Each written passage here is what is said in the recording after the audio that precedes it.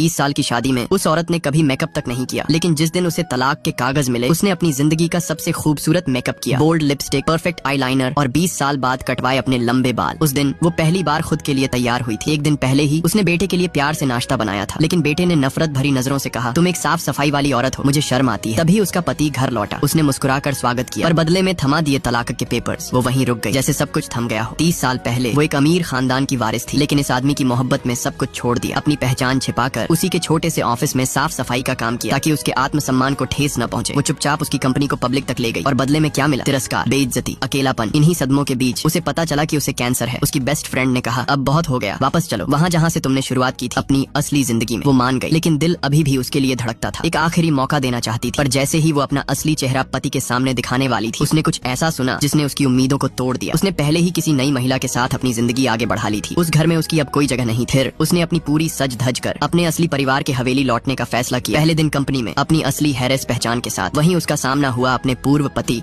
और उसकी नई गर्लफ्रेंड से, जो एक बिजनेस डील के लिए आई थी। नई गर्लफ्रेंड ने उसे बेहयाई से ताना मारा तो उसने उसे थप्पड़ जड़ दिया। पति घबरा गया, कहने लगा, ये लड़की मेरे डील में मदद कर सकती है। लेकिन उसने कड़वी हंसी के साथ कहा, मैंने ऐसा कोई इंसान कभी नहीं जाना, उन पर भरोसा नहीं हुआ। पति ने उसकी मानसिक हालत पर सवाल उठाए और डॉक्टर के पास जाने को कहा। फिर वह नई गर्लफ्रेंड के साथ घबराते हुए चला गया। उस रात वह शराबी होकर घर लौटा। उसने उसका नाम पुकारा, हैंगओवर टी ला दो, पर कोई जवाब नहीं आया। उसे लगा जैसे उसने कब पकड़ाया हो, लेकिन जैसे ही होश आया पता चला वो तो बस एक हेलुसिनेशन था। वो घबरा गया, तुरंत उसे कॉल किया, लेकिन फोन स्विच ऑफ था। तभी दरवाजे पर दस्तक हुई। उसे उम्मीद जगी। दौड़ते हुए दरवाजा खोला, पर सामने सिर्फ एक डिलीवरी मैन था। डिब्बा खोला, अंदर था डिवोर्स एग्रीमेंट। उसी पल उसका बेटा कमरे में आया। पेपर्स देखते ही बोला, क्या माँ ने कोई प्रॉपर्टी क्लेम की? जब पता चला कि नहीं की तो वो हंस पड़ा जोर से। फिर बोला, मैं कभी उन्हें पसंद ही नहीं करता था, क्योंकि स्कूल में सब मुझे चिढ़ाते थे, कहते थे तेरी माँ तो एक जैनिटर है। उसे एक नोटिस मिला, एक टॉप ग्रुप उसके साथ काम करने को तैयार था। साथ ही मिला एक बर्थडे बैंक्वेट का इनवाइट। वो खुशी से झूम उठा, तैयारी करने लगा। इस इवेंट के बाद वो अपनी न्यू गर्लफ्रेंड से शादी करेगा, उसे थैंक्स कहने के लिए। पर जो वो नहीं जानता था वो ये कि उस गर्लफ्रेंड का उस